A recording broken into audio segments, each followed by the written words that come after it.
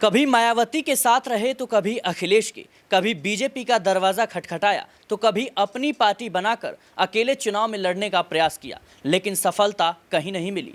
जी हां, हम बात कर रहे हैं स्वामी प्रसाद मौर्य की। स्वामी प्रसाद मौर्य जो एक वक्त पर बीएसपी का हिस्सा हुआ करते थे, फिर समाजवादी पार्टी में गए, भारतीय जनता पार्टी में गए, लेकिन अब खबर आ रही है कि वो अकेले उत्तर प्रदेश 2027 के विधानसभा चुनाव में उतरने की तैयारी कर रहे हैं। सभी सीटों पर अपने प्रत्याशी उतारेंगे। लेकिन हाल ही में स्वामी प्रसाद मौर्य का एक बड़ा बयान काफी ज्यादा सुर्खियों में रहा था, जिसमें वो मायावती की तारीफ करते हुए नजर आ रहे थे। कह रहे थे कि अभी तक उत्तर प्रदेश की सबसे बेहतर मुख्यमंत्री अगर कोई थी तो वो मायावती थी। अभी तक के कार्यकाल में, उनके कार्यकाल में दलितों का काफी ज्यादा विकास हुआ, काफी कार्य हुए। लेकिन स्वामी प्रसाद मौर्य को लेकर ये सवाल उठने लगे कि क्या वो बीएसपी में कहीं ना कहीं वापसी की तैयारी कर रहे हैं, क्या वो आकाश आनंद के साथ मिलकर चुनाव लड़ेंगे, चुनाव में बड़ी भूमिका निभाएंगे, और क्या मायावती उन्हें माफ कर पाएंगे। क्योंकि जब उन्होंने बीएसपी छोड़ा था तो मायावती पर गंभीर आरोप लगाए थे टिकट बेचने को लेकर के, और कहीं ना कहीं तमाम तरह के आरोप लगाए थे, जिसके बाद सवाल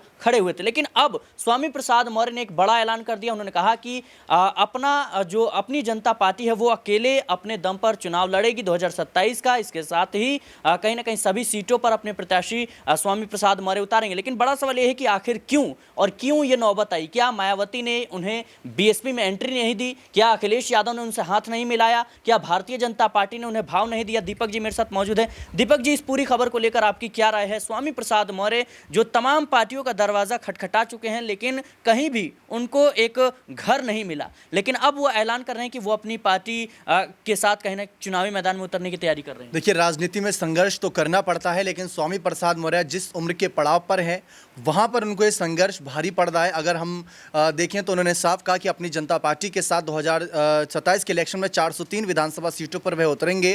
पहले खबरें सामने आ रही थी कि कोई तीसरा मोर्चा बना सकते हैं, जिसमें ओवैसी और पल्लवी पटेल, चंद्रशेखर आजाद जैसे कुछ प्रमुख चेहरों को अपने साथ जोड़ सकते हैं, क्योंकि SC ST वर्ग, OBC वर्ग, अल्पसंख्यक सभी को लेकर साधने की तैयारी कर रहे थे।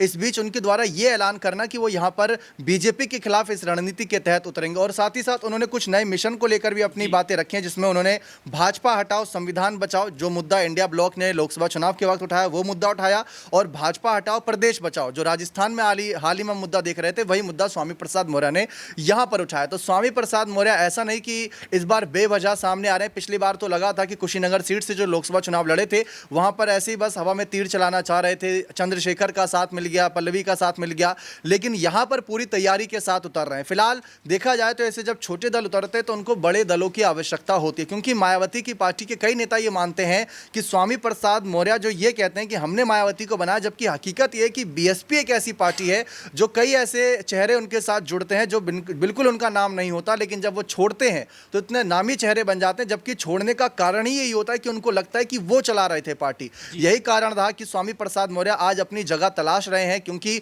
ये बात तो सच्चाई भरी है कि स्वामी प्रसाद मौर्य ने जिस दल का साथ छोड़ा वहां पर वापस मुड़कर नहीं देखा।